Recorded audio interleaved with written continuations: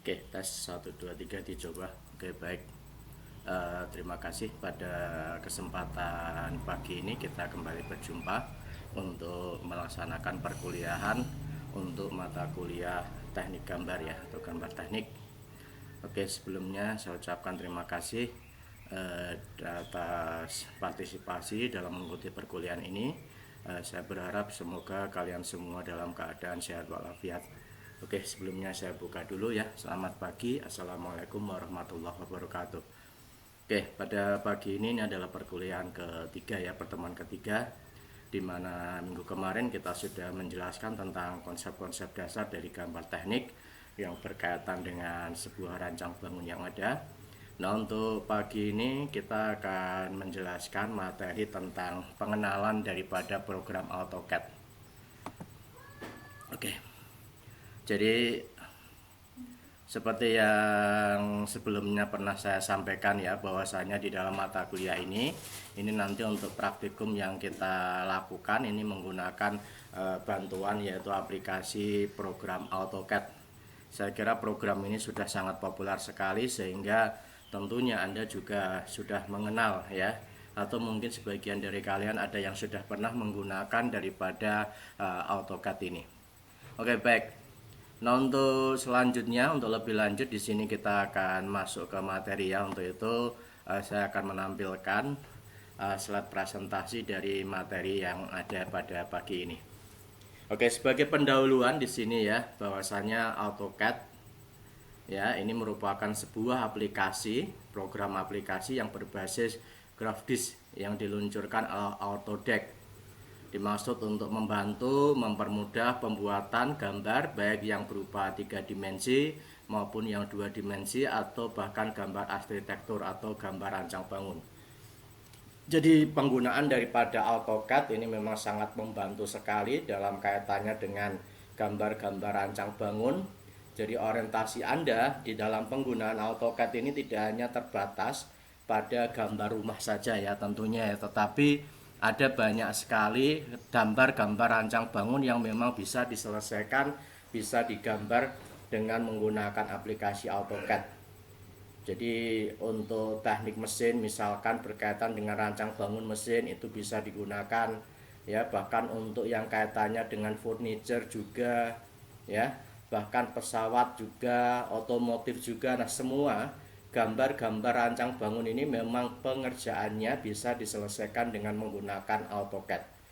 Dan ini tentunya sangat membantu sekali, karena sebelum aplikasi AutoCAD ini digunakan, maka di situ tentunya dalam proses penggambaran ini memerlukan biaya sangat mahal, kertas gambar, buku meja gambar dan sebagainya ya, beserta alat-alat gambar yang tentunya di situ secara ekonomis tentunya sangat-sangat mahal sekali.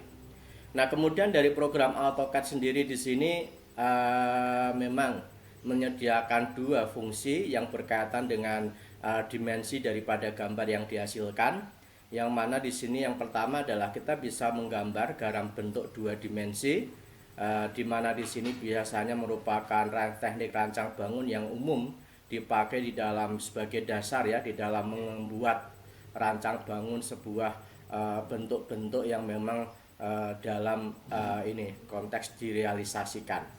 Di samping 2 dimensi juga ada gambar 3 dimensi yang bisa dibuat, yang mana gambar 3 dimensi ini tentunya berkaitan dengan penampakan biasanya, di mana di situ ada sentuhan-sentuhan 3D. Bahkan kalau kita bicara tentang fungsi atau fasilitas 3D yang ada di dalam AutoCAD, karena memang AutoCAD sekarang sudah berkolaborasi ya dengan 3D Max, maka di situ tentunya fitur-fiturnya akan lebih bagus ya. Walaupun seperti yang kita ketahui dalam perkembangannya mungkin banyak aplikasi-aplikasi kompetitor daripada program AutoCAD, tetapi di sini AutoCAD ini merupakan program yang bisa dikatakan sebagai program leader ya. Oke. Nah, ini adalah program AutoCAD, jadi berbasis grafis diluncurkan Autodesk ini ya. Nah, kemudian di sini ya, AutoCAD adalah paket program yang digunakan untuk spesifikasi bidang computer aided design, drafting atau CAD, kecepatan dan kemudahan membuat atau memodifikasi daripada objek gambar dengan menggunakan AutoCAD ini merupakan keunggulan utama daripada melakukannya dengan cara manual.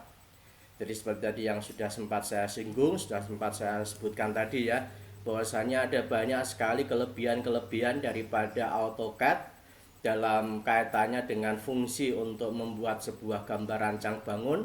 Jadi di sini dibandingkan dengan cara-cara manual tentunya ini lebih jauh di depan. Oke. Nah, kemudian di sini AutoCAD ini memiliki fasilitas yang sangat komplit tentunya ya. Ini untuk menggambar tadi di 2 dimensi, 3 dimensi, di mana kecanggihan ini telah membawa AutoCAD menjadi program desain terpopuler dibandingkan dengan program aplikasi yang lain. Makanya tadi saya sebutkan, saya katakan bahwasanya AutoCAD ini sebagai program leader ya, pemimpin daripada program, karena memang fitur-fitur yang ada di dalam AutoCAD ini memang sangat-sangat powerful. Oke. Mungkin sebagian dari Anda ada yang sudah pernah menggunakan. Saya kira di situ Anda punya pengalaman tersendiri bagaimana menggunakan AutoCAD. Atau mungkin sebagian orang yang belum pernah menggunakan, ini tentunya juga kadang tidak familiar, di mana di dalamnya memang ada begitu banyak perintah-perintah, bahkan di dalam pemberian perintah pun juga di sini ada beberapa alternatif yang bisa dilakukan tergantung pemakai. Namun demikian di sini ketika sudah masuk, sudah mengenal daripada program AutoCAD, tentunya di sini kemudahan-kemudahan dari yang fasilitas-fasilitas yang disediakan ini memang sangat-sangat bisa dimanfaatkan. Oke. Nah, berikut ini merupakan kelebihan-kelebihan ya daripada menggunakan program aplikasi AutoCAD. Yang pertama yaitu dari sisi akurasi. Jadi tingkat presisi hingga 13 digit. Sehingga di sini AutoCAD ini memiliki tingkat akurasi yang jauh lebih sempurna dibandingkan dengan mengatur dengan cara manual. Nah, ini. Jadi tingkat akurasi dan tingkat presisi daripada gambar yang nanti kita hasilkan ini tentunya mendekati daripada bentuk yang yang asli ya, atau gambar-gambar realisasinya. Ini karena memang di sini dalam satuannya ini mencapai 113 digit. Nah, ini maka sangat-sangat banyak programmer, maksud saya adalah seorang drafter ya, ini melakukan proses penggambaran, dan di sini tentunya gambar yang dihasilkan ternyata bisa diwujudkan dalam bentuk yang real. Oke. Itu dari sisi keakurasiannya. Kemudian yang kedua adalah kepraktisan dan kemudahan dan juga kecepatan. Nah, fasilitas menggambar, mengedit yang memang di sini semakin sempurna menjadikan AutoCAD ini mampu menghasilkan gambar yang lebih cepat dibandingkan dengan cara manual. Perintah copy, blok, dan lainnya membuat Anda untuk membuat dan mengedit gambar secara massal dalam waktu yang cepat. Tentunya perintah-perintah yang ada di dalam komputer termasuk di dalam aplikasi AutoCAD ini memang menunjang, mendukung daripada perintah-perintah untuk agar supaya menghasilkan suatu proses yang lebih cepat ya. Nah, dengan adanya copy, paste, cut, move ya, undo, redo ini tentunya sangat membantu sekali dalam proses penggambaran dibandingkan dengan cara manual. Nah, sehingga di sini kepraktisan, kemudahan dan kecepatannya ini juga sangat-sangat mendukung daripada untuk menghasilkan gambar yang lebih cepat, bagus ya, lebih berkualitas. Nah, namun demikian di sini kalau kita bicara tentang kecepatan, tentunya di dalam aplikasi AutoCAD memang ada spesifikasi minimum yang memang harus terpenuhi untuk sebuah komputer, PC ataupun laptop agar supaya mendukung atau menunjang daripada pekerjaan Anda di dalam AutoCAD. Kalau misalkan komputer Anda speknya standar, saya kira ya sama saja ya. Anda mungkin bisa stres karena kelamaan nunggu daripada prosesnya. Oke. Tetapi kalau komputer Anda memang speknya adalah spek grafis ya, tentunya tidak masalah Anda menjalankan program aplikasi AutoCAD ini. Oke. Kemudian untuk yang ketiga ini adalah kebersihan dan kerapian. Nah, ini tentunya menjadi salah satu keunggulan dibandingkan dengan cara manual. Dengan perintah mengedit yang dimiliki AutoCAD ini memungkinkan Anda bisa melakukan perbaikan-perbaikan atau revisi-revisi dan memeriksa hasil gambar sebelum dicetak. Nah, sehingga menghasilkan gambar yang bersih dan sempurna tanpa bekas pengeditan, penghapusan, dan sebagainya. Nah, ini ya. Kalau Anda gambar manual, mungkin Anda salah bikin garis, Anda mesti menghapus pakai karet penghapus, di situ ada bekas-bekas yang kelihatan. Bahkan kemudian untuk kertasnya saja juga mungkin tidak bisa bersih seperti ketika Anda menggunakan program AutoCAD untuk menggambar. Nah, ini. Oke, itu beberapa kelebihan. Nah, kelebihan yang lainnya di sini kita bisa lihat ruang kerja yang tidak terbatas.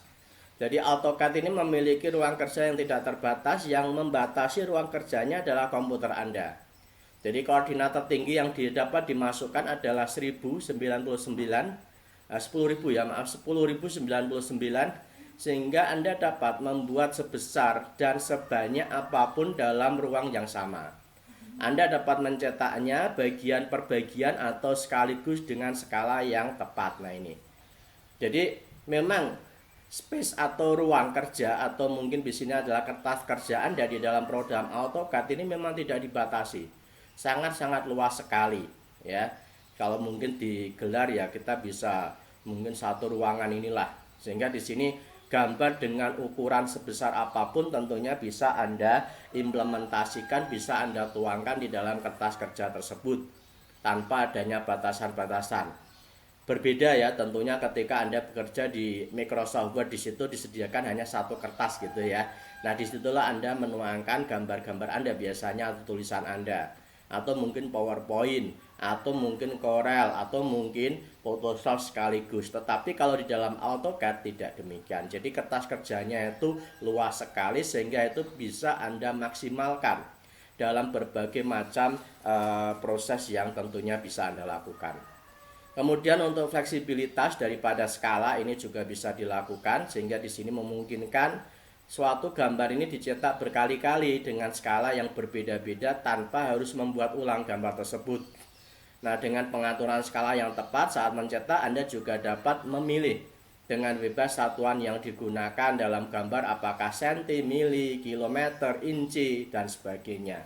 Nah, makanya di sini kalau di dalam AutoCAD ini memang untuk ukuran jadi fleksibel ya. Satu unit satuan ukur ini biasanya ya. Jadi kita bisa mendefinisikan sentimeter dan sebagainya. Oke, baik.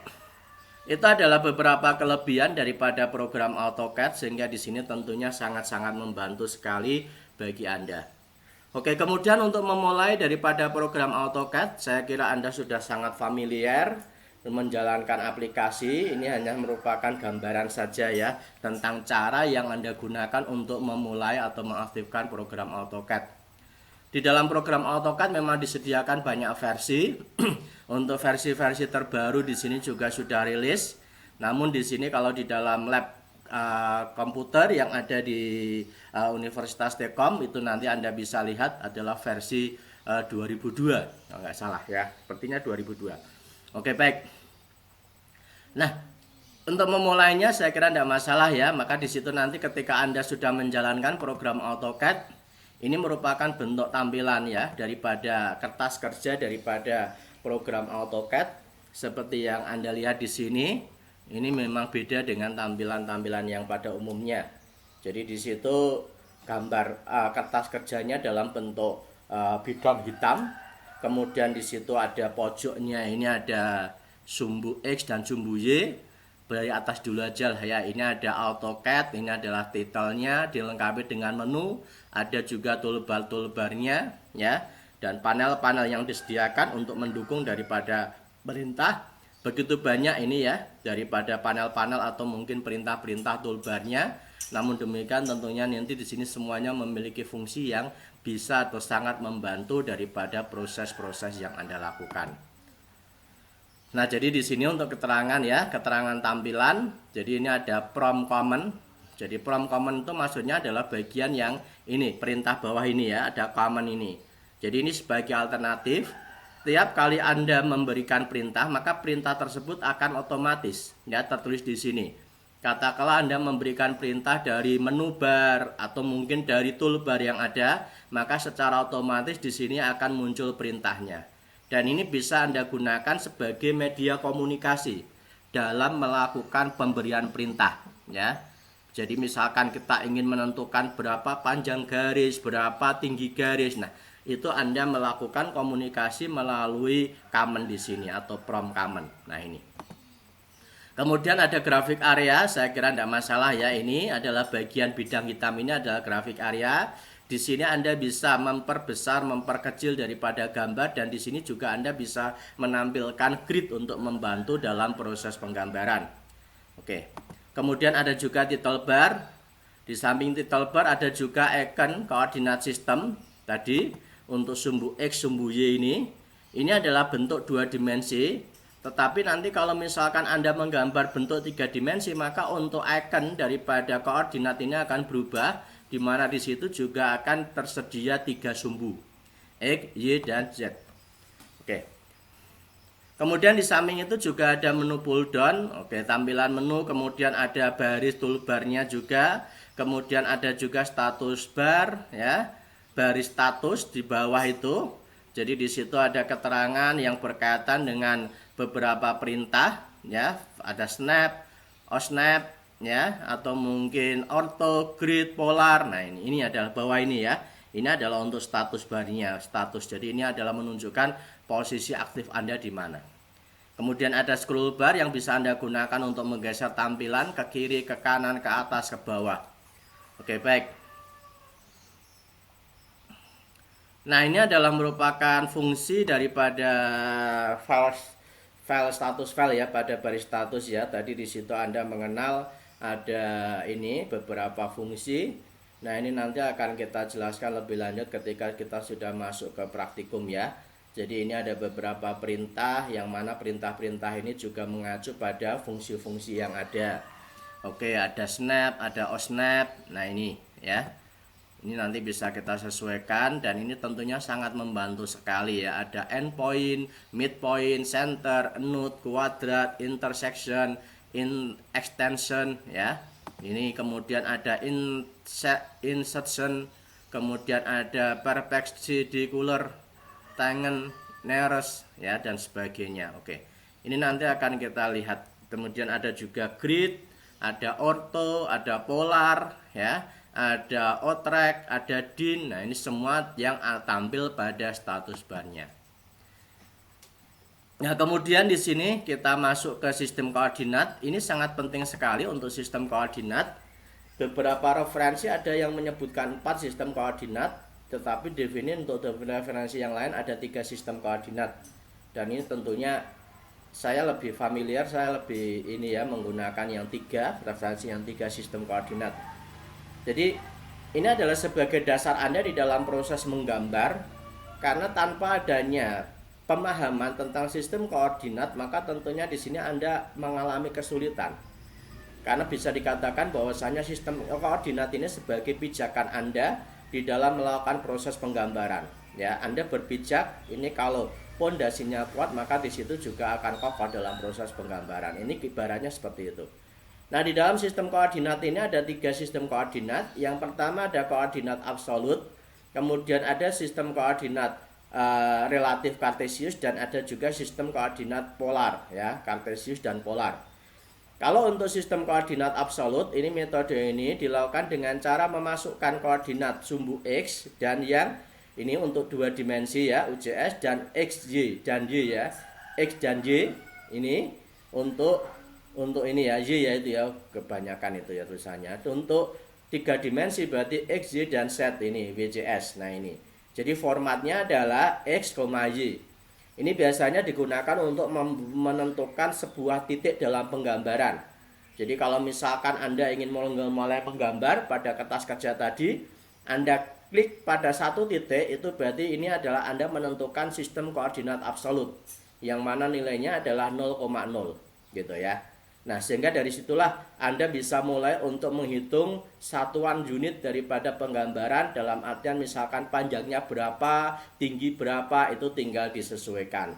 Arahnya juga apakah ke kiri, ke kanan, ke atas, atau ke bawah, itu nanti tinggal pengaturan daripada nilainya apakah positif dan negatif. Kemudian untuk koordinat yang kedua adalah koordinat relatif kartesius. Ini metode digunakan dengan cara memasukkan koordinat X ya dan Y dihitung relatif dari titik akhir ya. Koordinat relatif dibedakan ya dengan adanya ini karakter ini tanda A itu ya, akumulat ini ya di depan ya. Makanya di situ untuk rumusnya adalah akumulat X, Y. Nah, ini bisa digunakan untuk menghasilkan sebuah gambar, baik gambar vertikal, garis ya, maaf. Baik garis vertikal maupun garis horizontal ini bisa menggunakan sistem koordinat kartesius. Nah, ini. Kemudian di samping itu juga ada sistem koordinat polar. Ini digunakan dengan cara memasukkan koordinat jarak atau panjang garis yang akan dibuat beserta arah sudutnya. Nah, ini.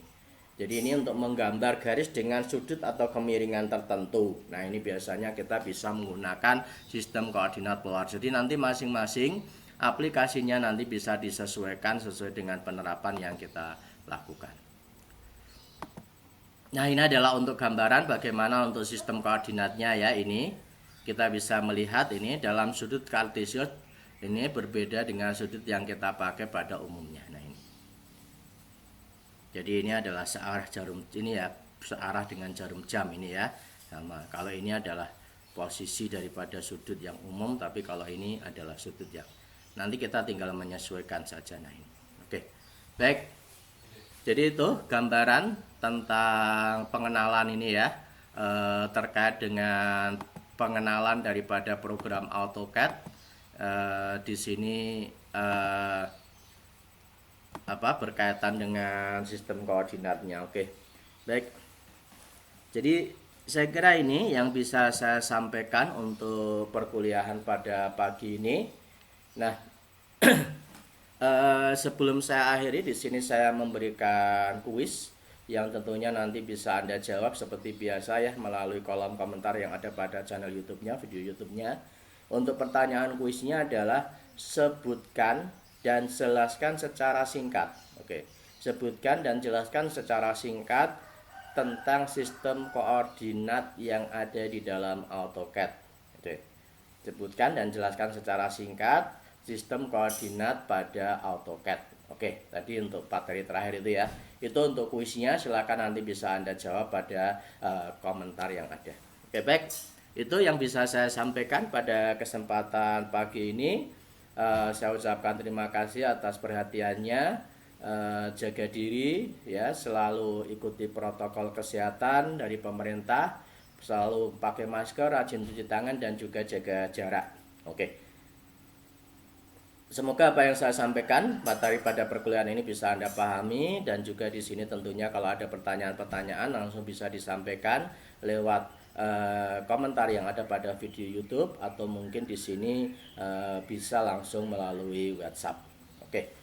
Mohon maaf apabila ada kata-kata yang salah atau ada kata-kata yang kurang berkenan. Akhir kata saya akhiri, selamat pagi, selamat siang ya. Wassalamualaikum warahmatullahi wabarakatuh.